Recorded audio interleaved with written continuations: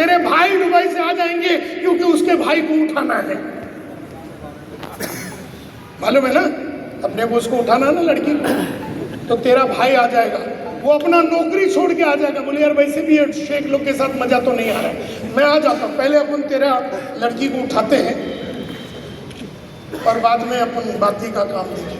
Are you all getting my point? और ऐसा ही चलता है ब्यूटीफुल जिंदगी, जहाँ they make a commitment and they start their 6C process. उनका 6C शुरू हो जाता है, तुम्हारा ब्रांच मैनेजर का 6C, तुम्हारा डीओ का 6C, तुम्हारी बीवी का 6C, तुम्हारा स्टाफ का 6C। स्टाफ बोलता है भोजने जी आप जाइए फील्ड में, हम लोग संभाल लेंगे ऑफिस को, आप मत आइए। हर आदमी बड़ा काम करने वाले को मदद करना चाहता है क्योंकि उसमें उसकी इज्जत बढ़ती है।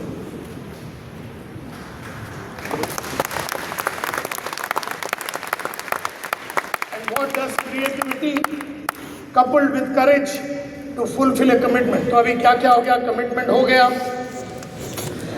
करेज हो गया, खोपड़ी भी चल गया, कैपेबिलिटी क्रिएटिविटी भी आ गया, और आप वो कर बैठते, वो सारी चीजें हो जाती। आप वो लड़की को उठा लेते, आप वो 5 चेक 10-10 लाख का उठा लेते, आप MDRT हो जाते हैं 30 मार्च के पहले, आप वो सब कर बैठते हैं, और जैसे ही वो आ गया आपका चौथा C खड़ा हो गया, आप काबिल हो गए, आपकी कैपेबिलिटी बिल्ड हो गई। अभी रहने दो, ब्रेक में करते हैं। कैपेबिलिटी उसके पहले नहीं आएगी, और वो उसके पहले नहीं आएगी, और वो उसके पहले नहीं आएगी। और पहला क्या आएगा? दूसरा, तीसरा, चौथा, अब आप काबिल हो जाएंगे।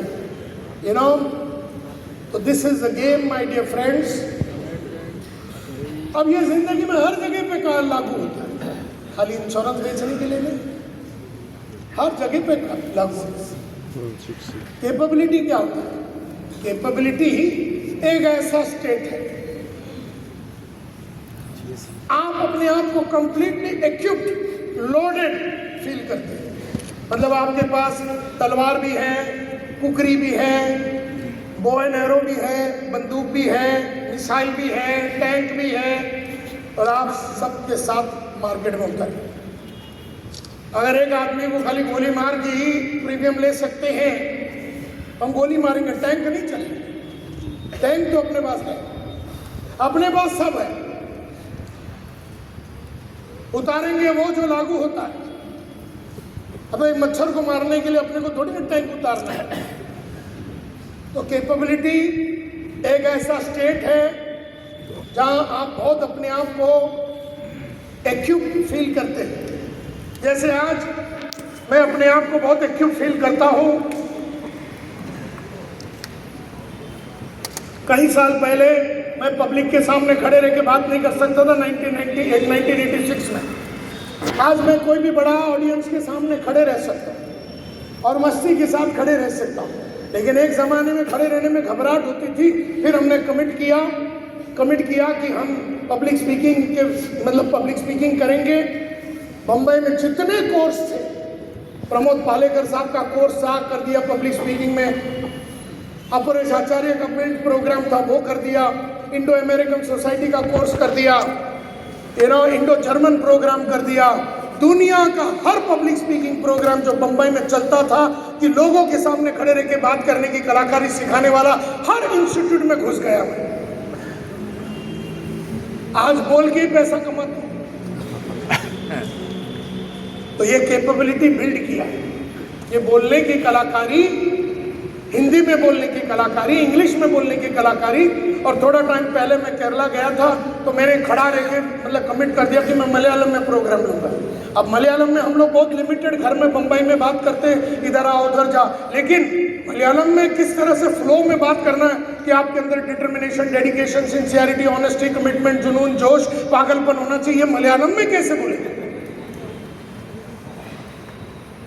लेकिन जैसे ही मैंने कमिट कर दिया कि प्रोग्राम में मलयालम में लूंगा, 4 घंटे का प्रोग्राम में 10 मिनट अपन मलयालम में बात नहीं कर सकते, तो वहाँ से क्रिएटिविटी शुरू हो गई। एक आंटी को पकड़ा जो हमारी बहुत खास आंटी है, उसके साथ मिलकर 1500 मलयालम के वर्ड सीखे, शब्दकोश को इम्प्रूव किया, उसके साथ 20 दिन रहा और 24 आवर्स आंटी इसका मतलब क्या है, इसको कैसे बोलेंगे, ये वर्ड क्या है, लिखा 20, 30, 40, 500 पेज लिखा, 500 पेज। और अब फिर मेरे को इक्विप ऐसा लगा, मैं अभी इक्विप हूँ। प्रोग्राम के पहले हम इक्विप, मैं रिसोर्सफुल फील कर रहा था, आई फेल्ट वेरी इक्विप, मुझे लोड हो, मेरे में लोड हो गया, resourceful to achieve the desired result in a particular activity. अभी मैं तो अपने सेल्स में, मेरे 50 जन के स्टाफ है, तो मैं अपने सेल्स के बंदों को बोलता हूँ, तू मेरे को तेरा जहाँ पर भी सेल्स कॉल में जा और एक ऑडियो रिकॉर्डिंग कर देना, उस सेल्स कॉल का ऑडियो रिकॉर्डिंग अपने मोबाइल में, और मेरे को सुना, मैं तेरे को 30 सेकंड में बताऊंगा ये सेल होगा कि नहीं, 30 सेकंड। और जैसे मैंने सुना, 2 डायलॉग सुना मैंने, मोबाइल मतलब वो रिकॉर्डिंग बंद कर दी, मतलब ये तेरे को मिलने वाला नहीं है, ये डायलॉग सेल्स में चलते नहीं। मतलब कौन सा डायलॉग कब मारना है, कितना मारना है, कितना मात्रा में मारना है, किसको मारनी है, कब मारनी है, स्टार्ट कैसे करनी है, बीच में क्या बोलनी है, बाद में क्या बोलनी है। जब आदमी बोलता है सोच के बताएगा तो कौन सा डायलॉग मारना है, आदमी बोलता है कि म्यूचुअल फंड में ज़्यादा रिटर्न मिलता है तो 500 कौन से डायलॉग मारने हैं, ये सारे अपने पास रेडी रहना चाहिए सब कुछ।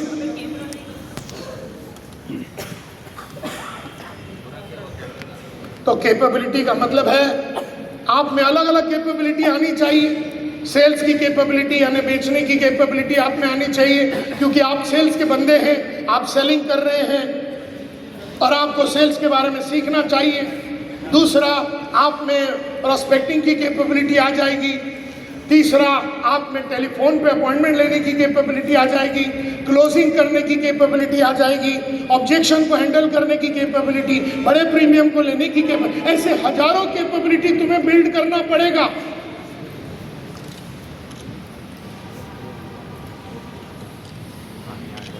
अब आप डीओ हो, आप एजेंट हो, इससे कोई फर्क नहीं पड़ता, सबको ये कैपेबिलिटी जूम पे बेचने की। जब कोविड आ गया तो हमारा तो पूरा धंधा, एक डिवीजन था जिसमें 1 करोड़ का धंधा होता, सीधा 1 लाख पे धंधा आ गया। हमने सीधा सारा जूम में चालू कर दिया। जूम का बटन कैसे दबाने का अपने बाप को भी नहीं मालूम, लेकिन हमने कमिट कर दिया ऑनलाइन करेंगे, और फिर उसके बाद उसको सीखे और आज हम धुआंधार ऑनलाइन करते हैं। तो ऑनलाइन सेलिंग ये कैपेबिलिटी हुआ, या आपकी सारा नॉन रेवेन्यू जनरेटिंग एक्टिविटी, निश्चित सुनिश्चित काम, जो काम दूसरे तुम्हारे लिए कर सकते हैं वो काम तुम्हें करना नहीं है। गाड़ी ना चलाना है, ना ब्रांच पे जाना है, ना ऐसा कोई काम नहीं करना जहां रेवेन्यू नहीं आ रहा, ये भी एक कैपेबिलिटी है। अगर आप धंधे वाले हो, बिजनेसमैन हो, एंटरप्रेन्योर हो, तो आपको नॉन रेवेन्यू जनरेटिंग एक्टिविटी नहीं करना है, आपको खाली रेवेन्यू जनरेटिंग एक्टिविटी करना है। आपको 24 घंटा खाली कस्टमर के साथ ही बैठना है। कहते हैं अगर आपको MDRT करना है 68% टाइम आपको कस्टमर के सामने रहना है, अगर आपको COT करना है 72% टाइम आपको कस्टमर के सामने रहना है, अगर आपको TOT करना है 78% टाइम आपको कस्टमर के सामने रहना है। घर का दरवाजा छोड़ो, ऑफिस का दरवाजा अवॉइड करो और कस्टमर और प्रोस्पेक्ट के सामने घेरा लगा के बैठ जाओ।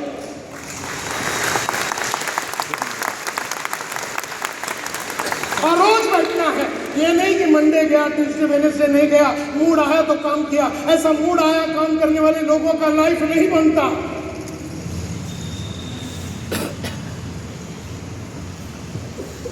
थोड़ी देर में मैं ब्रेक लेने वाला हूं, तब तक आराम से बैठिए। सुसु करने का दिल भी करे तो पकड़ के रखिए। अभी थोड़ी देर में ब्रेक लेने वाला हूं।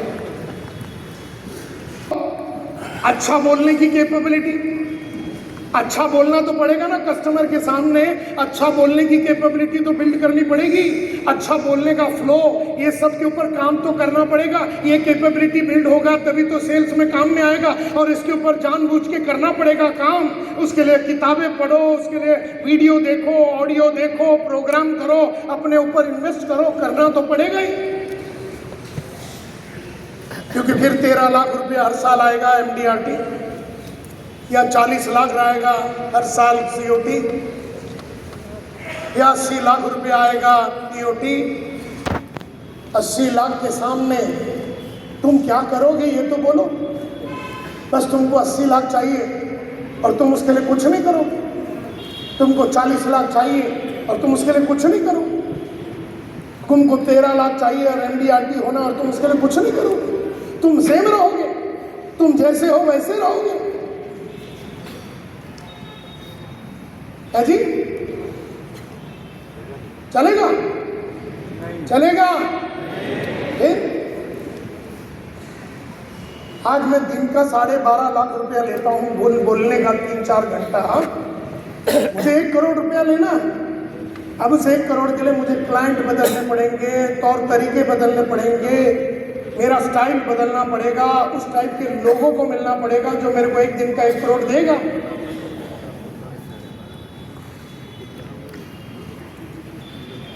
अब वो गोकरण साहब एक जमाने में तुम लोग साले हरामी लोग 8,000 रुपया दिन का देते थे। फिर हमने उसको 10,000 किया, फिर 12.5 तुम लोग दिया, फिर तुमने 18,000 रुपया दिया। फिर मेरे को लास्ट याद है कि तुम लोग ने 22,500 रुपया उस जमाने में मेरे को दिन का दिया। जब मैंने 25 बोला तुम साले सब गायब हो गए।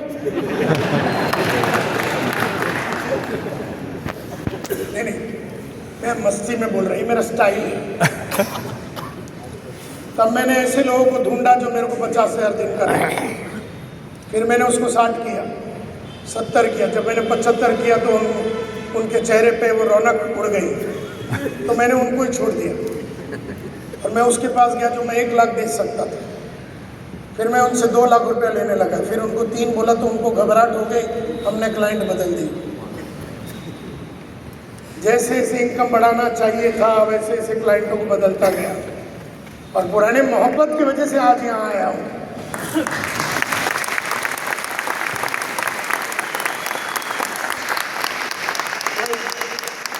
और मांगे ने मेरे को फ़ोन किया और मेरे को बोला नायर साहब आपका भाव हम अफोर्ड नहीं कर सकते, लेकिन आपको आना है। हमारे पुराने दारू पार्टनर होने की वजह से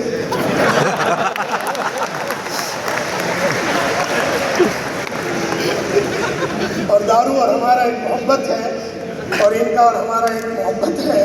तो हमने बोला यार पैसे तो बाद में कमा लेंगे कहीं ना कहीं से, वो अलग बात है। Are you getting my point?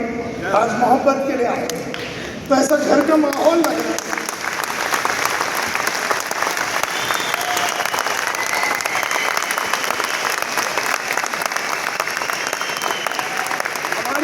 हमारी कंपनी जो है स्मार्ट, हमारी कंपनी स्मार्ट आज से 25 साल पहले जब शुरू हुई थी तब यही डेवलपमेंट ऑफिसर लोग ने मुझे खड़ा किया।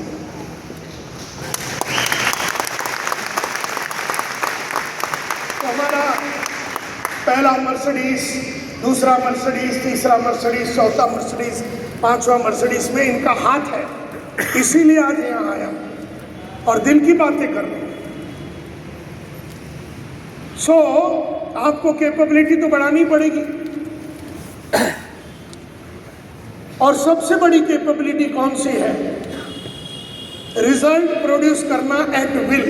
एट विल का मतलब है अपनी चाहतों के हिसाब से चेक उठाना। यानी आज शाम को आपको 10 लाख रुपए का प्रीमियम चाहिए, आपने 4 जन को फोन किया और आपने 10 लाख रुपए उठा के लेके आ गए। इसको बोलते हैं प्रोड्यूसिंग रिजल्ट्स एट विल, अपनी चाहत के हिसाब से। मेरा अकाउंटेंट मेरे को बोलता है नायर साहब अपने को ये डेट के पहले मतलब अपना पगार का टाइम आ रहा है, मुझे 50 लाख रुपया चाहिए, मेरे पास 10 लाख रुपया है, 40 लाख चाहिए। मैंने कब चाहिए? बोले 7-8 दिन में। मैं बोला 7-8 घंटे में मैं तेरे को 40 लाख रुपया ला के देता हूँ। 2 फोन लगाता हूँ, कोई GM, कोई BP, Coca Cola, Procter and Gamble, Vodafone का GM को फोन लगा। मैं बहुत दिन हो गया तेरे से मिला नहीं, आना है तेरे से मिलना है। और फिर वहाँ जाके ऐसी बातें करता हूँ, 20 लाख रुपया 30 लाख रुपया उठा के ला के अकाउंटेंट को दे देता हूँ, फिर चला जाता हूँ। मतलब जब पैसा चाहिए, और मैं क्या घर में पैसा रखता नहीं, चोरी हो जाता ना। तो ये सब कस्टमर के पास मैंने रखा है, ये सब मेरे एटीएम ये सारे कस्टमर इंडिया में मेरे एटीएम है। एनी टाइम मनी बोलते ना, एटीएम एनी टाइम मनी, और पासवर्ड मेरे को मालूम है। तो जाके बोलना क्या है, 1 2 3 क्या बोलना है, ये तो मेरी माहिरी है। तो मैं वहाँ जाता हूँ और डांस करता हूँ, वो पैसे देता है। मतलब पासवर्ड बराबर मारा तो पैसे आने ही, घर में नहीं रखे, चोरी होता है। इसको बोलते हैं capability to produce results at will. जब भी चाहिए जैसा चाहिए पैसा कमाए, यही सेल्स लाइन की खास बात है। मात्र सेल्स में ये हो सकता है, अगर तुम अकाउंटेंट हो तो नहीं कर सकते हो। अगर तुम प्रोडक्शन सुपरवाइजर हो तो नहीं कर सकते हो। एक LIC एजेंट, एक डेवलपमेंट ऑफिसर, ये हम लोग सब सेल्स के बंदे हैं। सेल्स में अपनी चाहतों के हिसाब से हम लोग कमाई कर सकते हैं, लेकिन उस चाहतों के हिसाब से अगर पैसे मिलना है तो डायलॉग बाजी तो वही मारनी पड़ेगी जो आगे वाले को मजा आवे। तो कैपेबिलिटी, सर्विस की कैपेबिलिटी हो सकती है। निमरा का बुक पढ़िए, कैसे सर्विस करना है। अगर आप DO है तो सेल्स लीडरशिप की कैपेबिलिटी होनी चाहिए। अगर आप एक एजेंट और DO हो, अच्छी पब्लिक स्पीकिंग की कैपेबिलिटी होनी चाहिए, ट्रेनिंग की कैपेबिलिटी होनी चाहिए। सारे DO में बढ़िया ट्रेनिंग की कैपेबिलिटी होनी चाहिए, सारे एजेंटों में अच्छा कैपेबिलिटी होना चाहिए। अगर तुम्हारा जैसे कई अपने इंश्योरेंस के एजेंट्स हैं, 70 कस्टमर 80 कस्टमर, निखिल नायक जो एक ज़माने में इंश्योरेंस एजेंट भी था और आज भी है, तो 70 60 इनके पास एम्प्लॉय है, तो उनको ट्रेन करने की भी आपके पास कैपेबिलिटी होनी चाहिए। आज 5,500 crore Nikhil Nayak LIC agent, 5,500 crore asset under management AUM।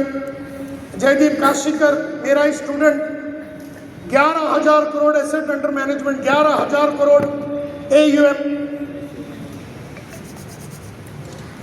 सब अपने स्टूडेंट्स हैं, उन्होंने ऑर्गेनाइजेशनल कैपेबिलिटी सीखी। जितनी ज्यादा काबिलियत उतना ज्यादा इनकम, और जितना काबिलियत पे ध्यान दोगे उतना इनकम मल्टीप्लाई होगा, उतना इनकम मल्टीप्लाई होगा। ये पक्का बात है, इसमें कोई मार्केटिंग कैपेबिलिटी हुआ, टेक्नोलॉजी के साथ काम करने की कैपेबिलिटी हुई, अच्छा प्रेजेंटेशन की कैपेबिलिटी हुई। अभी आप इधर बैठे हैं, 1500 लोगों की करीब 1500 लोग तो होंगे ना, माने है ना, करीबन 1500 लोग यहाँ बैठे हैं। इनको पकड़ के रखने की तो भी एक कैपेबिलिटी होनी चाहिए ना। अभी तुम में से हर आदमी को मालूम है, आपस में बात करोगे तो उठा के इधर लेके आऊंगा करके। अब वो बीच में जो चल के गया, उधर जो डायलॉग मार के आया, वो इसलिए ताकि साले सब शांति से बैठे।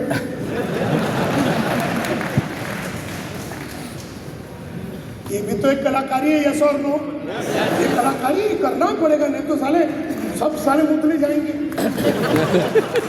साथ में जाएंगे। जिसको नहीं लगी उसको भी लेके जा रहा हूं।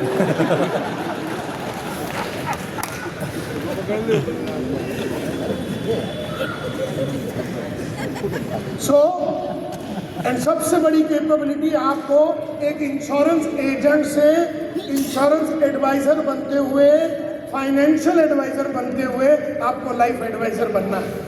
ये फ्यूचर है।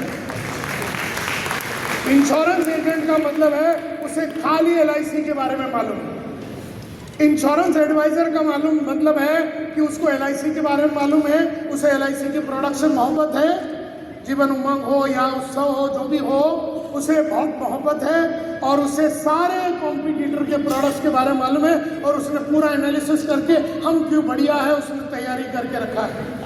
फाइनेंशियल एडवाइजर का मतलब है उसे सारे फाइनेंशियल प्रोडक्ट्स के बारे में मालूम है, म्यूचुअल फंड के बारे में, हेल्थ इंश्योरेंस, ये वो इंश्योरेंस ये, और वो पूरा बेचेगा, उसमें कोई प्रॉब्लम नहीं है। ये नहीं कि म्यूचुअल फंड में ज्यादा रिटर्न मिलेगा और ये दोनों अलग गेम है। और ये गेम को बराबर समझाने की कलाकारी अगर तुम्हें नहीं आता है और तुम साले रोते रहोगे कि म्यूचुअल फंड में लोग पैसा डालना चाहते हैं, वो इसलिए क्योंकि तुम्हें समझाना नहीं आता है कि किस तरह से दोनों में डालना चाहिए। Are you getting my point? अपनी कमजोरियां मार्केट में मत ठोको, अपने डीओ पे मत ठोको। अपनी कमजोरियां क्या, कोई ना कोई बंदोबस्त करो। It's very important. At life advisor का मतलब है, लाइफ एडवाइजर तो फाइनेंशियल एडवाइजर के पास सारे, इंश्योरेंस एजेंट के पास खाली एलआईसी, इंश्योरेंस एडवाइजर के पास सारे इंश्योरेंस कंपनी की नॉलेज, फाइनेंशियल एडवाइजर के पास सारे फाइनेंशियल प्रोडक्ट्स के नॉलेज। और लाइफ एडवाइजर का मतलब ये है कि समझो आप एक 20 करोड़ टर्नओवर वाला एक बॉल बेरिंग बनाने वाला मालिक को मिल रहे हो, स्मॉल फैक्ट्री चला रहा है, वो इंदौर में बॉल बेरिंग का फैक्ट्री चला रहा है, 20 करोड़ का आदमी, 20 करोड़ का फैक्ट्री चलाने वाला इंदौर का ये बॉल बेरिंग बनाने वाला आदमी के पास आप जा रहे हो। और आप लाइफ एडवाइजर का मतलब है आपने उसके साथ बातचीत किया, आपने ऐसा जबरदस्त तरीके का प्रोबिंग किया, और प्रोबिंग करने के बाद जैसे हमारे एडवांस प्रोग्राम में हमने इसका जिक्र किया, इसको आरएमआई बोलते हैं। हम कस्टमर को पूछते हैं आज से 3 साल के बाद 24 जनवरी 2029 को हम आपसे मिलते जोशी साहब, तो आपकी ज़िंदगी में क्या क्या घटनाएं घट चुकी होनी चाहिए, जिसे मुड़ के जब आप पीछे देखते हैं तो आपको खुशी होती है, कि आनंद होता है कि आपने बढ़िया काम किया। पर्सनल लाइफ और प्रोफेशनल लाइफ, बताइए आपके जीवन में अगले 3 साल में क्या क्या होना चाहिए जोशी जी। तो जोशी जी बोलता है कि अगर पर्सनल लाइफ में मेरा डिवोर्स ना होवे तो मुझे खुशी होगी। हो सकता है तुम्हारा वो स्टेट है। पर्सनल लाइफ में आप बोल रहे हैं अगर मेरा वजन 95 किलो से 70 हो जावे अगले 3 साल में तो मुझे खुशी होगी।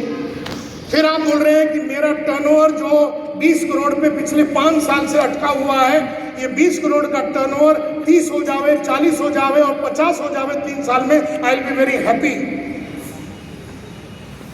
मेरे बेटियों के साथ मेरा रिश्ता बहुत ज्यादा स्ट्रांग नहीं है नायर साहब, अगर ये बेटियों के साथ रिश्ता स्ट्रांग हो जाए I will be very happy. और मुझे अगर कुछ हो जावे तो मेरे बच्चे लोगों को और बीवी को कोई प्रॉब्लम नहीं आए, ये सब बंदोबस्त हो जाए, I will be very happy. अब इसमें एक्चुअली अपना काम खाली एक ही है, वो बीच में वाला। लेकिन आज के बाद लाइफ एडवाइजर का मतलब क्या है? और तुम बोल रहे हो कि मेरा डायबिटीज 310 है, अगर वो 110 के अंदर आ जावे I will be very happy. तो एज ए लाइफ एडवाइजर तुम्हारा काम क्या है मालूम है? एज ए लाइफ एडवाइजर मैं तुम्हें पूना में एक हकीम के पास लेके जाऊंगा जिसके पास कुछ ऐसी चीजें हैं जिससे डायबिटीज रातों रात गायब हो जाएगी। तो मैंने तुम्हारे लाइफ के अंदर काम किया और तुम्हारा डायबिटीज के ऊपर ये किया। फिर मैं एक भूषण बोल के एक आदमी को जानता हूँ जो डिवोर्स केसेस को बचाता है, मैं उनके पास जाता हूँ, आपको लेके जाता हूँ और आपका बीवी और आपको मिला के आपका सेटिंग कर देता हूँ। आप लोग बोलते हैं कि अगला 7 साल 7 जन्म अभी हमको साथ में रहना है। फिर मैं आपको एक न्यूट्रिशन के पास लेके जाता हूँ और वो और आपको मैं भिड़ा देता हूँ और भिड़ा के मैं आपका वजन को 90 किलो से 71 करवाने का अगला 3 साल में बंदोबस्त करता हूँ। फिर मैं आपको संतोष नायर का जो कंपनी है स्मार्ट ट्रेनिंग, जहाँ एंटरप्रेन्योरशिप के ऊपर कोर्स चलते हैं, उस कोर्स में मैं आपको एडमिट कराऊंगा और जिससे कि आपका 20 करोड़ से 30 और 40 और 50 करोड़ हो जाएगा। और आपने कहा कि प्रोटेक्शन के बारे में, वो तो हम LIC बैठे ही, ये है लाइफ एडवाइजर।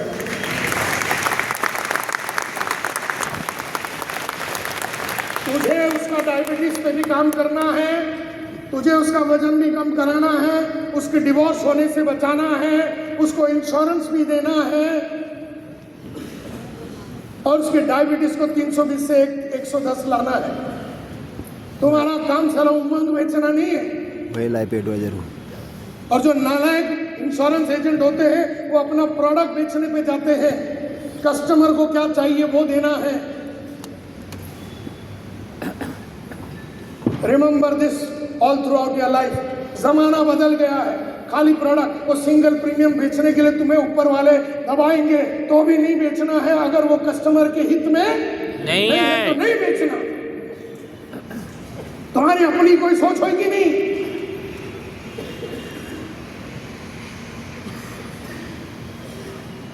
क्लियर? तो ये काबिलियत तुम्हें बनानी है। अब ये बनाने के लिए तुम्हारे पास 4-5 साल है, आराम से बनाओ। लेकिन आज से काम चालू करो। Are you all with me? काम चालू करोगे? कितने लोग काम चालू करोगे खुद के ऊपर? या ये बहुत जरूरी है, ये बहुत जरूरी है, यू नो।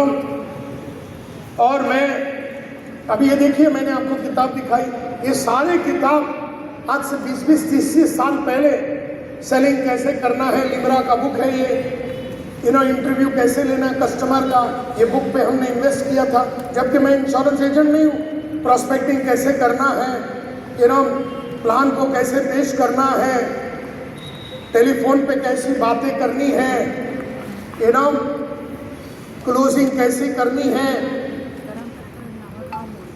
फैक्ट्स को कैसे पेश करना है, क्वालिटी सेलिंग कैसे करनी है, पॉलिसी को कैसे डिलीवर करना है, सर्विस कैसे देनी है, ये सारे किताबें हैं। ये फ्रैंक बेडगर का बुक यहाँ पड़ा हुआ है, फ्रैंक बेडगर का book, you know, how I raised myself from failure to success insurance में ये किताब, केन क्लार्क का ब्लूप्रिंट फॉर लाइफ, एक महान एजेंट कैसे बनते हैं, टोनी गॉर्डन का ये book it only gets better, Rijal Naidu साहब का book power closing, Mehdi Fakharzadeh जो आज से 20 साल पहले महीने का 2 करोड़ रुपया कमाता था, इंश्योरेंस एजेंट, महीने का 2 करोड़ 20 साल पहले, Mehdi Fakharzadeh, everything is possible nothing is impossible, 2 किताब इनके हैं, ये कौन पढ़ेगा। अब इसके अंदर वो सब बातें हैं। डैन सलीवान की बुक, अगला 100 साल जो है वो एडवाइजर जिंदगी है, लाइफ एडवाइजर का लाइफ होने वाला है, अगला 100 साल, द सेंचुरी ऑफ एडवाइजर्स बोलते हैं इसको। 21वीं सदी का एजेंट टीओटी करने के लिए 20 चीज क्या करना पड़ता है, 21st सेंचुरी एजेंट, ये बुक है 21st सेंचुरी एजेंट। और आपको 20 क्या चीज करनी है जिससे टीओटी हर साल होगा, ऐसे कई किताबें यहाँ पर पड़ा हुआ है, कई ऑडियोज और कई वीडियोस आपको देखने हैं। तो माय डियर फ्रेंड्स, लैज़रस डैश जिसने मुझे सिखाया इंश्योरेंस के बारे में 1996 में, 1996 में 4C का जो concept of creation of income, consumption of income, continuation of income, conservation of income, वो लैज़रस ने मेरे को सिखाया। आज आपके टेबल पे और कुर्सी पे एक ब्रोशर है उनका, वो ब्रोशर रखा हुआ था, आज मैं सुबह देख रहा था यहाँ चलते टाइम, वो ब्रोशर रखा हुआ है। उन्होंने बहुत ही सुंदर बुक लिखा है, ऑब्जेक्शन ओवर रूल्ड बोल के, इंश्योरेंस एजेंट के लिए उन्होंने बुक लिखा है, उन्होंने बुक लिखा है।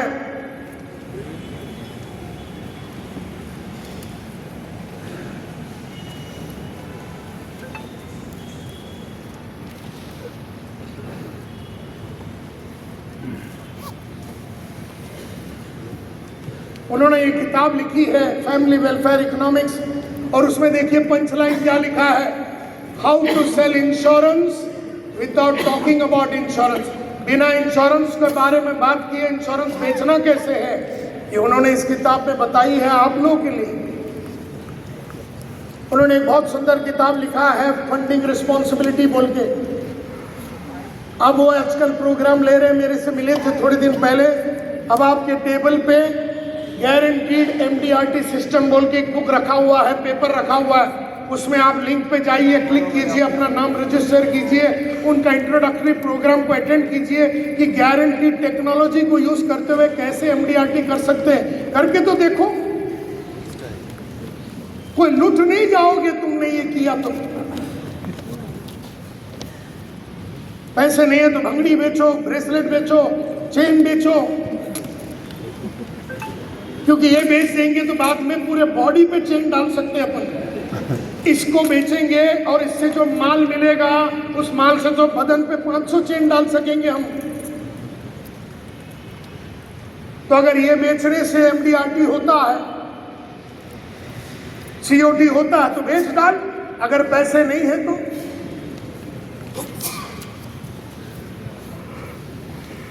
पावर क्लोजिंग, ऐसे कितने सारे किताबें हैं माय डियर फ्रेंड्स, MDRT के बुक्स।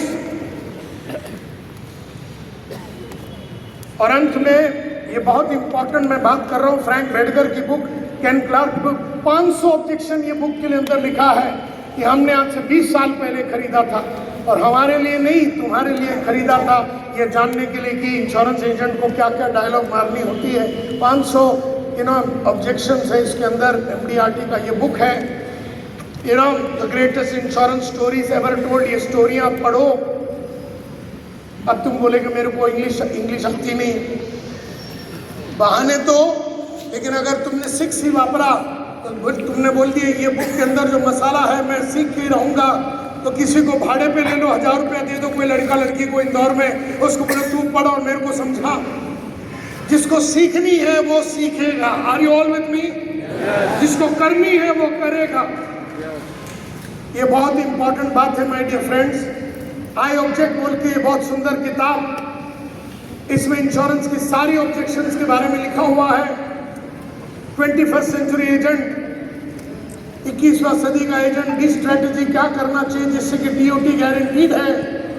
ये किताबें हैं, ये आपको पढ़नी है। यूनिक प्रोसेस एडवाइजर्स, मैंने दीपक धापिया और लोगों को सिखाया कस्टमर को चार्ज कैसे करना है। इंश्योरेंस से हमें कमीशन मिलेगा, लेकिन कस्टमर को एडवाइस देने के लिए पैसे लेना है। तो 1.5 से 2 लाख से 10 लाख रुपया एडवाइस देने का पैसा कैसा लेने का, ये भी मैंने लोगों को सिखाया है। उसके बाद जो इंश्योरेंस बेचेंगे उसमें तो कमीशन आना ही है। तुम्हें बहुत कुछ सीखना है माय डियर फ्रेंड्स, बहुत कुछ सीखना है। अगला 100 साल एडवाइजर्स का होगा, लाइफ एडवाइजर्स, इंश्योरेंस एजेंट्स का नहीं, लाइफ एडवाइजर्स। तो तुम्हें अपनी सोच को बड़ा बनाना पड़ेगा, तुम्हें अपनी सोच को बड़ा बनाना पड़ेगा। ये 12 बुक्स क्रिएटिव डिस्ट्रक्शन बोल के मैंने कम से कम कितने बार इसको पढ़ा है। ये 12 books creative destruction, insurance agents के लाइफ को कैसे महान बनाया जाता है, ये 12 किताबें और इसके अंदर का study material creative destruction. I can go on and on and on and on and on and on and on। मैं ऐसा जिंदगी भर आपके साथ यहाँ पर बात करते बैठ सकता हूँ। So my dear friends, break में जाने के पहले कुछ खास बातें मैं आपसे करना चाहता हूँ। ये वो बुक है जिससे कस्टमर को चार्ज कैसे करना है, ये मैंने सीखा। एंड मैं आपसे अभी लास्ट में, before we take a break, I want to say, my dear friends, what is the biggest capability that you have to build? अभी हम 6C पे बैठे हैं। कौन से C पे बैठे हैं? अभी 4थे C पे बैठे, कैपेबिलिटी पे बैठे हैं। पहला वाला क्या है? Number 2, number 3, number 4। तो ये सबसे बड़ी capability, which is the biggest capability you have to build. सबसे बड़ा कैपेबिलिटी आपको बिल्ड क्या करना है? एक प्रोफेशनल बनने का। सबसे बड़ा कैपेबिलिटी आपको बिल्ड करना है एक प्रोफेशनल बनने का। 1-2 प्रोफेशन का नाम लीजिए। इस पूरे वर्ल्ड में अलग अलग प्रोफेशंस हैं, 1-2 नाम लीजिए। लॉयर है, आर्किटेक्ट है, डॉक्टर है। अब आपको डॉक्टर बनना है, लॉयर बनना है, यानी वो प्रोफेशनल होते हैं। सबसे मेन बात मैं अभी बोलने जा रहा हूँ अगला 5 मिनट में, 5-10 मिनट में, और फिर ब्रेक लेने वाले हम लोग 11:30। एक होता गली का क्रिकेट और एक होता है विराट कोहली का क्रिकेट। इसको प्रोफेशनल क्रिकेट बोलते हैं। क्रिकेट आप में से कितने लोगों ने खेला है कभी ना कभी जिंदगी में? सब लोगों ने खेला है। हम लोगों ने उसको प्रोफेशन नहीं बनाया, हम तो शौक के लिए खेले। इसको बोलते हैं गली का क्रिकेट। और एक होता है प्रोफेशनल क्रिकेट, जहाँ तुम्हारा एक कोच है, रोज 3.5 घंटा प्रैक्टिस करता है नेट पे। रोज मैच है या नहीं है वो प्रैक्टिस करता है। उसके बैंक अकाउंट में 1000 करोड़ से ऊपर पड़ा हुआ क्रिकेट के लिए। वो इसलिए मैं जानता हूं क्योंकि इसका और इसका बीवी का फाइनेंशियल एडवाइजर वही जयदीप काशीकर है, जो अपना स्टूडेंट है। सो एक होता है गली का क्रिकेट, एक होता है गली का बैडमिंटन, और एक होता है पीवी सिंधु का बैडमिंटन। आज इसके जेब में 500 करोड़ से ऊपर पड़ा हुआ है।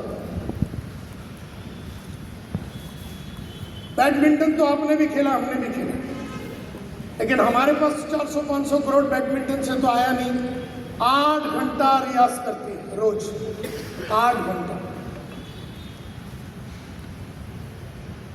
एक होता है गली का तबले वाला और एक होता है प्रोफेशनल तबले वाला जाकिर हुसैन। वो गली का तबले वाला हमारे बंबई में जनता बार एंड रेस्टोरेंट है। उस बार एंड रेस्टोरेंट में ऑर्केस्ट्रा में रोज शाम को 6:30 से 8:30 बजाता है, तबला बजाता है और 1,500 रुपया लेता है। उसी 6:30 और 8:30 के बीच में जाकिर हुसैन शनमोहन द हॉल में, जहाँ मैं प्रोग्राम्स करता हूँ, वहाँ पर बैठ के तबला बजाता है और 1 करोड़ रुपया लेता है। 2 घंटे में एक आदमी 1,500 रुपया लेता है तबला बजाने का, और उसी 2 घंटे में उससे पीछे में बाजू में दूसरा आदमी 1 करोड़ रुपया लेता है तबला बजाने का। फर्क सिर्फ इतना है कि जाकिर हुसैन रोज सुबह 3 बजे उठता है और 8 बजे तक रियाज करता है। 5 घंटे रियाज करता है और फिर वो जाता है तबला बजाने। और जब वो बजाता है तो लोग इतने पागल और मंत्र मुक्त हो जाते, अपने टी-शर्ट फाड़ देते हैं। एक होता है गली का तबले वाला, एक होता है प्रोफेशनल तबले वाला। एक होता है गली का फाइट और एक होता है बजरंग पुनिया का रेसलिंग का फाइट। 7 से 8 घंटे का प्रैक्टिस करता है, रियाज। एक होता है गली का वेट लिफ्टिंग और एक होता मीराबाई चन्नू का वेट लिफ्टिंग, जिससे ओलंपिक मेडल मिलता है। एक होता है गली का चेस, जो आपने और हमने खेला है, और एक होता है प्रोफेशनल चेस, जो विश्वनाथन आनंद का है, करोड़ों रुपया। आज प्रज्ञानंद बोल के लड़का, साला 18-19 वर्ष का लड़का का जेब में 30 करोड़ रुपया पड़ा है 19 की उम्र में, चेस खेल के। वो गुकेश, उसके पास 40 करोड़ रुपया पड़ा है चेस खेल के, और तुम 20 साल से मरवा रहे हो।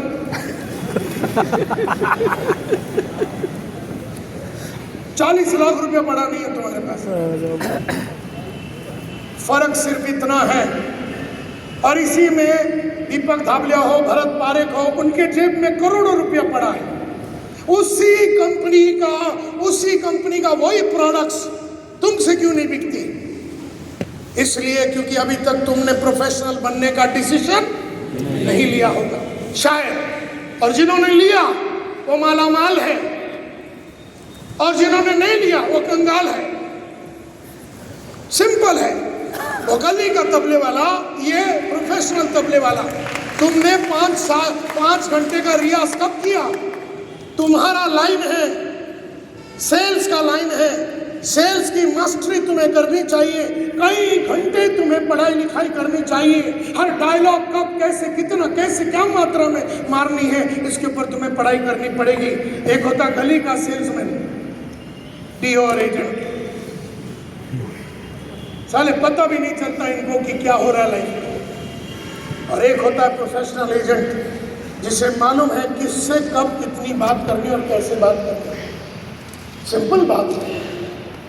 जलसा इंडिया राउंड टेबल कॉन्फ्रेंस जब मिलिंद माने और उनके साथीदारों ने ये सब स्टार्ट किया था, आपके अंदर ये विचारधारा को लगाने के लिए स्टार्ट किया था। नहीं तो माने को पैसे की कोई कमी नहीं है, उसने अपने जमाने में बहुत कमाया। मोहब्बत है उनको ये लाइन से, आप लोगों से।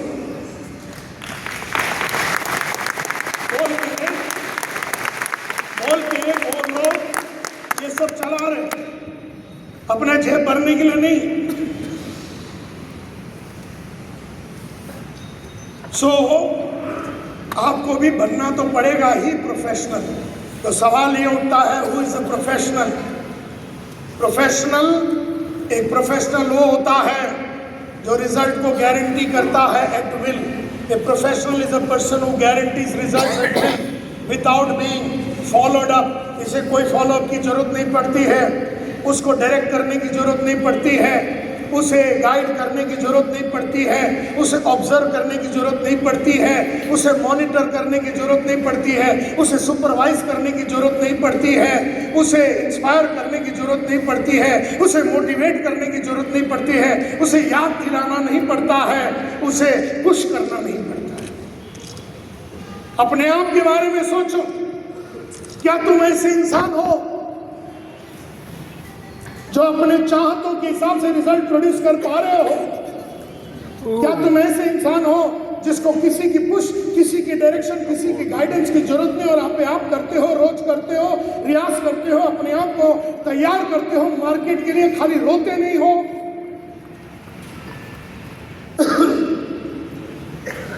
तो तुम्हें ये बनना है, तुम्हें एक प्रोफेशनल बनना है।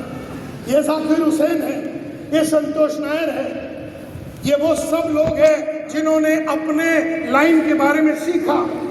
450 किताबें मैंने सेल्स के ऊपर पढ़ाई की है, 450 बुक्स, 1250 वीडियो मेरे घर में पड़े हैं महान सेल्स गुरुओं का।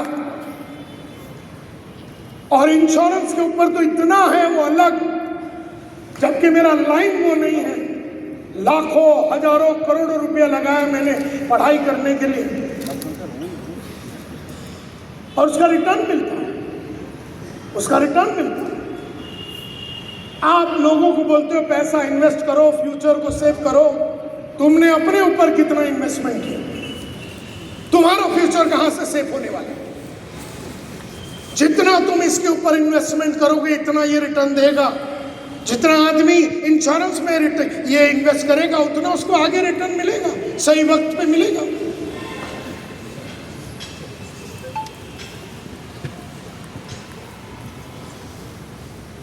तुम लोगों को बोलते हो सर आप अपने फ्यूचर पे इन्वेस्ट करो, तुमने कितना किया? तुम्हारा इंश्योरेंस का प्रीमियम उतना ही होता है जितना तुम दूसरों से मांग रहे हो। अगर तुम्हारा साल का इंश्योरेंस का प्रीमियम 1 करोड़ है तो तुम 1 करोड़ उठाने की ताकत रखोगे। समझ में आ रहा है? अरे खुद को प्रोटेक्ट नहीं करते, दूसरों को प्रोटेक्ट करने को चले। इसका मतलब है एक प्रोफेशनल सिंसियरिटी होता है। प्रोफेशनल की एक सिंसियरिटी होती है, एक ईमानदारी होती है उसकी। वो वही सिखाता है, वही बोलता है दूसरों को जो खुद करता है। और 90% इंश्योरेंस एजेंट में प्रोफेशनल सिंसियरिटी नहीं है, ये मैं 30 साल से देख रहा हूं। लेकिन आज से ये बंद होना चाहिए। यस और नो? यस। हम लोग बंद करेंगे इसको, आप लोग और हम लोग मिलके इसको बंद करना चाहिए। हमारे प्रोफेशन के लोग काबिल हैं, ताकत वाले हैं, मिलने लायक है, ऐसा हमें बनाना है। और एक professional, so what is the biggest capability you have to build? और मैं हमेशा बोलता हूं it is a capability to build to become a professional. और कौन सा प्रोफेशनल? Sales professional. जैसे डॉक्टर एक प्रोफेशन है, सेल्स एक प्रोफेशन है। जो आप इंश्योरेंस में हो तो आप सेल्स के प्रोफेशनल। जैसा लॉयर है, आर्किटेक्ट है, वो लॉयर और आर्किटेक्ट 5-5 साल का कोर्स करता है, 5-5 साल का कोर्स करता है। इसीलिए हम हमेशा बोलते हैं हु आर द प्रोफेशनल। हमारे इंडस्ट्री में भी बहुत सारे प्रोफेशनल हैं। ये देखिए सारे लोग, ये आज से 4-5 साल पहले 8 करोड़ रुपया एनुअल इनकम था भरत का, एनुअल इनकम। और ये श्रीनिवासन साहब हमारे दोस्त अब नहीं रहे, 12 करोड़ रुपया उनका एनुअल इनकम होता था। ये सब इंश्योरेंस इंडस्ट्री के महारथी लोग। ये रवि जेठानी, मैं आ रहा था तो मेरे को याद आया, राजेश सातोस्कर, अनिल झा, ये सारे, पंजाब सिंह या जो भी आप बोलो, ये सारे आपके इंडस्ट्री के, आपके लाइन के प्रोफेशनल्स हैं।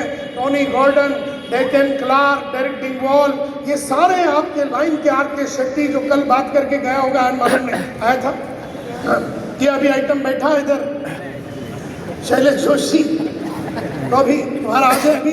अच्छा, ये ऐसे सारे महान लोग हैं। लोग सब पढ़ाई लिखाई किए इन्होंने, इन्होंने पढ़ाई लिखाई की, देखो भूषण भाई बैठे हैं इधर, ये सब बहुत पढ़ाई लिखाई करके ये लोग सब खा पी के मस्त तंगड़े होके बैठे हैं। अशोक सिंह जी मैं जानता हूँ इनको कितने सालों से, गोपीनाथ जी को मैं जानता हूँ, सारे ये लोग सब प्रोफेशनल हैं, ये ट्रेनर से। अभी रंजन मिला था मेरे को सुबह सुबह, वो किधर तो जा रहा था इनाम, एंड ये बैठा हुआ है इधर पटकी, और ऐसे ये अंबर बैठा हुआ है इधर इनाम। ये सारे प्रोफेशनल्स हैं, सारे ये लोग प्रोफेशनल्स हैं, ये सारे माने बैठा हुआ है। अभी ये सारे का क्या है, how to be a professional, तो इसमें 4 ई होते हैं। एक प्रोफेशनल 4 ई होता है। सबसे पहला, तुम्हें अगर डॉक्टर बनना है तो तुम्हें क्या करना पड़ेगा, एजुकेशन करना पड़ेगा। सबसे पहला ई, तो आप 5 साल जाएंगे कोई मणिपाल इंस्टीट्यूट में जाके 5 साल का आप कोर्स करेंगे, सुबह से लेकर रात तक 8 से 8 आप पढ़ाई करेंगे, ये मोटा मोटा 6000 पेज का बुक को पढ़ेंगे, और आपने जाके वो डीन को बोल दिया या उसका प्रिंसिपल को बोल दिया, सर मैंने सारे किताब पढ़ लिए, आप मेरे को सर्टिफिकेट दे दो डॉक्टरी का, मिलेगा? क्यों? एग्जाम देना पड़ेगा। तो सेकंड ई जो होता है, आपको एग्जाम देना पड़ेगा, हर 6 महीने में आपको इतना सारा एग्जाम देना पड़ेगा। उसके बाद आप पास होंगे तो आपको फिर वो लोग, उसके बाद आपको डॉक्टर संतोष नायर या डॉक्टर माने या ऐसा करके आपको सर्टिफिकेट मिलेगा। उसके बाद आप मार्केट में जाएंगे, बड़ा कोई डॉक्टर के नीचे काम करेंगे, हॉस्पिटल में जाके काम करेंगे, या बड़ा आर्किटेक्ट के नीचे काम करेंगे, आप एक्सपीरियंस लेंगे, और फिर आप अपना खुद का स्टार्ट करेंगे, और एथिक्स को यूज करते हुए मारा मारी, बेईमानी, हेरा फेरी, लोचा लफड़ा, wrong doing, wrong saying, miss selling, ये ना करते हुए आप माल बेचेंगे। तो आपके केस में भी ये चारों लागू होता है। आपने इंश्योरेंस एजेंसी का ले तो लिया, आपने अपना कौन सा ई को पूरा नहीं किया पूरी तरीके से, कौन सा ई को आपने पूरी तरीके से आपने पूरा नहीं किया, बहुत बड़े पैमाने में नहीं किया, कौन सा ई? पहला वाला।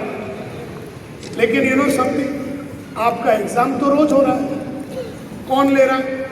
क्लाइंट ले रहा है। सोच के बताऊंगा, बाद में आना, अभी टाइम नहीं है, बिजी हूँ, तो तुम्हारी चड्डी में रोज बम लगा रहे हो लोग, और तुम्हारी रोज लग रही है। अब क्यों लग रही है? क्योंकि पहला वाला ई तो तुमने पूरा किया नहीं, खाली जरा इंश्योरेंस एजेंट का कार्ड लेके, LIC का नाम लेके, जीवन उमंग है, जीवन तरंग है, नहीं ये है, उससे किसी की लाइफ में कोई उमंग और तरंग पैदा नहीं होता।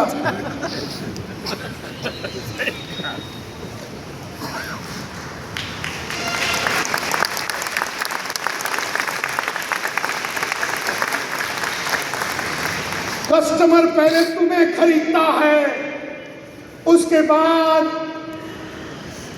प्रोडक्ट को देखता है, उसके बाद कंपनी को देखता है, उसके बाद प्रोडक्ट को देखता है। मैं हमेशा बोलता हूँ customer first buys the agent, उसके बाद वो LIC, उसके बाद जीवन उत्सव। तुम क्या करते हो हरामी लोग? कस्टमर क्या कर रहा है? पहला तुम्हें खरीदेगा, उसके बाद कंपनी को खरीदेगा, LIC को, और तीसरा प्रोडक्ट को खरीदेगा। अब तुमने अपने ऊपर काम नहीं किया, तो तुम क्या करते हो? प्रोडक्ट को पहला रखते हो, उसके पीछे LIC को रखते हो, और खुद साले उसके दोनों के पीछे छुपते हो।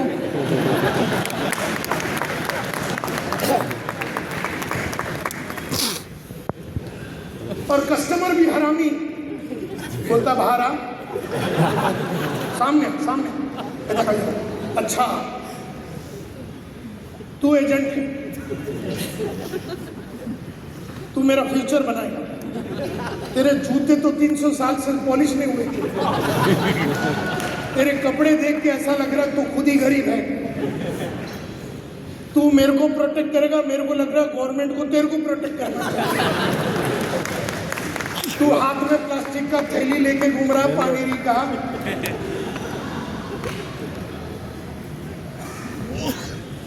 तू प्रोफेशनल, तेरे से आज ही मिलने में मजा नहीं आया और तू बोलता 20 साल तक पेमेंट करना, आज ही मजा नहीं आया, आज ही तेरे को देख के कुछ रस नहीं आया, तू बोलता 20 साल तक तेरे साथ मरवाना है। हट।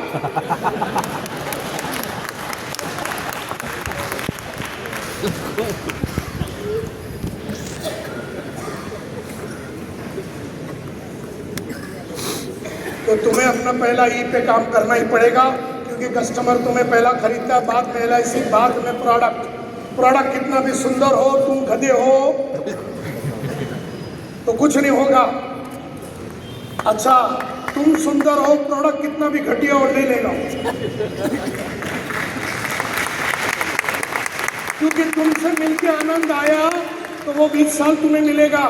भले प्रोडक्ट खत्म होवे नहीं होवे, तो बात प्रोडक्ट की है ही नहीं, बात कंपनी की है ही नहीं, बात तुम्हारी है, बात तुम्हारी है। और तुम्हारा 6C का जो दिन ठिकाना होगा,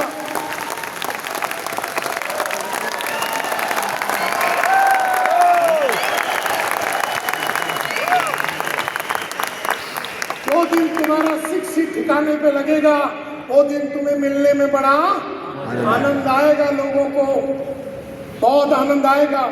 और इसीलिए ये जितने भी प्रोफेशनल हैं, उन्होंने अपने फर्स्ट ई पे काम किया है मार्केट में उतरने के बाद, और मार्केट में कई सालों तक उन्होंने अपने फर्स्ट ई पे काम किया है। क्यों मालूम? अब ये 2 डायलॉग ध्यान से सुनना। Life insurance is such a tough product for most people to sell. Life insurance इस वर्ल्ड का सबसे टफ प्रोडक्ट है बेचने के लिए। क्यों मालूम? Because it is a product that people cannot touch,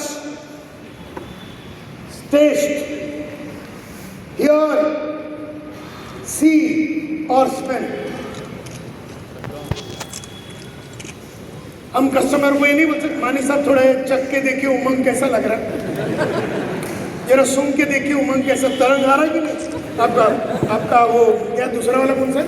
उत्सव। हाँ, उत्सव आएगा सर, इसको जरा चाटिए, इसको जरा चाटिए तो आपको उत्सव आएगा। Can you do that? No you can't.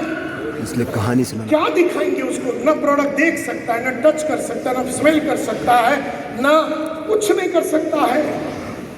And that is why it is a product of the mind. Yes, right. It is a product in the mind. In the mind. Okay. And it is product for the mind. In the mind and for the mind. ये product customer का मन के लिए है, मन के लिए, मन के अंदर के लिए, मन से बात किया जाता है। तो product of the mind, customer का माइंड को झंझोड़ना पड़ेगा। It's a product of the mind, it's a product in the mind. उसके मन के अंदर वो बात ठनकी कि मैं 20 साल तक ये आदमी के बात को मानते हुए पेमेंट करने को रेडी हूँ। It's a product in the mind and the product for the mind. मन की बात है, तन की बात नहीं है, मन की बात है। And therefore, in other words, life insurance is entirely a product of creative imagination and entirely a product of creative communication.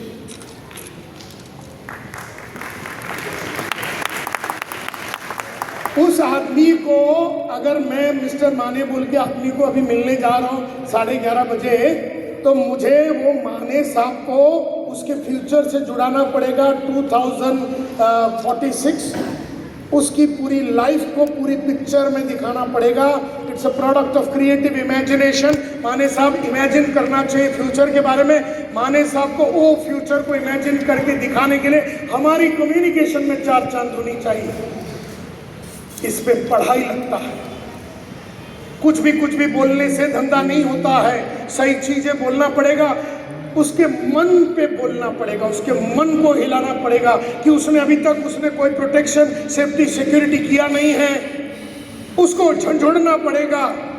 And that requires creative imagination and creative communication. और इसीलिए एक डॉस कॉन्वर्सेशन बोल के book में पढ़ता था, जिसमें customer का DOS, डेंजर, कस्टमर को डेंजर दिखना चाहिए, कस्टमर को अपॉर्चुनिटी दिखना चाहिए और कस्टमर को स्ट्रेंथ दिखना चाहिए। ये सारी बातें हैं उस बुक में। एंड देयरफॉर ये जितने प्रोफेशनल बने, तो धाबलिया हो या कोई भी हो, उन्होंने सेलिंग के ऊपर ध्यान दिया। तो मैं चाहूँगा कि आप लोग कुछ तो इन्वेस्टमेंट कीजिए इसके ऊपर। मैं चाहूँगा कि आप लोग समझने की कोशिश कीजिए। सेलिंग जो है साइंस है, आर्ट है, स्किल है। आपको क्या लगता है, सेलिंग जो है शास्त्र है, क्या सेलिंग जो है कला है, क्या सेलिंग एक कौशल्य है? यस सर, तीनों है। Absolutely right. सेलिंग एक साइंस है, it is a science, it is a art and it is a skill. शास्त्र है से बेचना, कला है बेचना, और एक कौशल्य है, स्किल है बेचना। एंड देयरफॉर साइंस को सीखा जाता है, साइंस को सीखना पड़ेगा। आर्ट को मार्केट में परफॉर्म करना पड़ेगा सीखने के बाद। और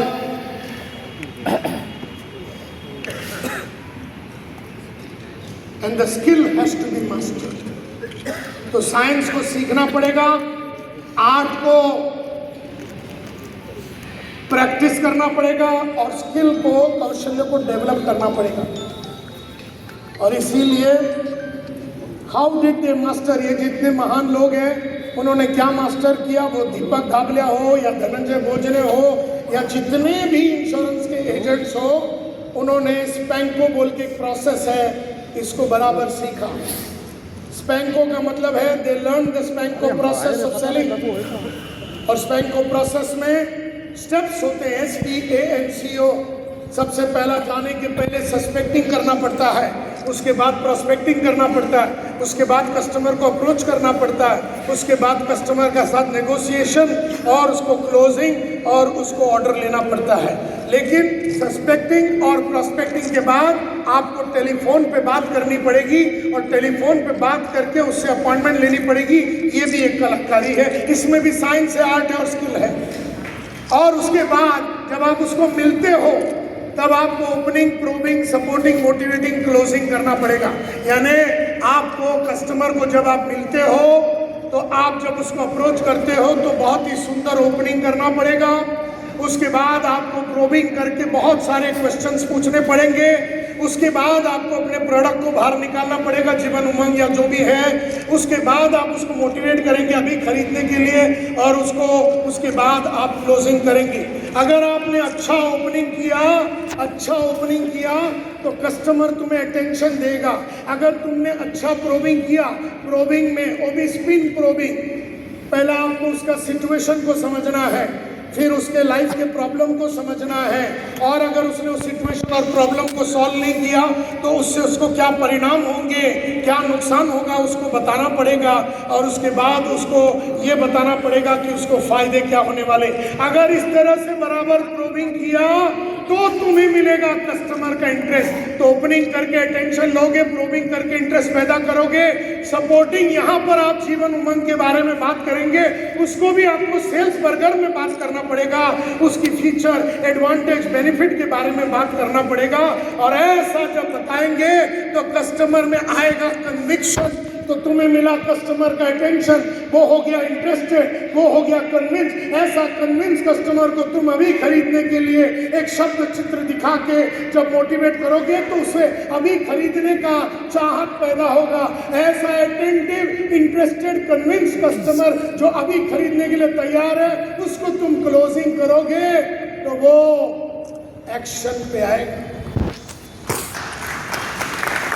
अब ये पूरा सीखना तो पड़ेगा ही तुम्हें, लेकिन ये सब के बावजूद भी कस्टमर तुम्हें बोलेगा, या तो बोलेगा चलो कितने का चेक किसके नाम पे देना, इसको एक्सेप्टेंस बोलते हैं। एटीट्यूड, 5 एटीट्यूड वो दिखाएगा। नंबर 1, नंबर 2 वो बोलेगा आई एम नॉट इंटरेस्टेड, मेरे को इंश्योरेंस में दिलचस्पी नहीं, गेट लॉस्ट। तीसरा वो बोलेगा क्या गारंटी है कि तुम अच्छा सर्विस दोगे, तुम्हारी कंपनी बंद नहीं होगी, इसका क्या गारंटी है, इसको स्केप्टिसिज्म बोलते हैं। चौथा, मैं सोच के बताता हूँ। पांचवा, तुम्हारा प्रीमियम बहुत ज़्यादा है, मैं मेरी बीवी से पूछ के बताता हूँ। ये पांचों का अलग अलग जवाब होते हैं। ऑब्जेक्शन को हैंडल करने के तरीके अलग होते हैं, स्केप्टिज्म को हैंडल करने के तरीके अलग होते हैं, स्टॉलिंग को हैंडल करने के तरीके अलग होते हैं। सीखना तो पड़ेगा ना। कभी ना कभी। एंड देयरफॉर टू नो मोर, मैं आपको एक ऑप्शन दे सकता हूँ, ये आपके ऊपर है। अगर आपको MDRT करना है तो मेरा एक सेट है जिसका नाम है इटर्नल सेलिंग स्किल्स, जो कि मैंने 400 लोगों के साथ ऑनलाइन किया था। और उसमें मैंने suspecting, prospecting, approach, negotiation, closing, ये सारा मैंने सिखाया था। वो 3 सेशन का रिकॉर्डिंग है, आप उसको लेंगे तो आपको वो 3 सेशन का रिकॉर्ड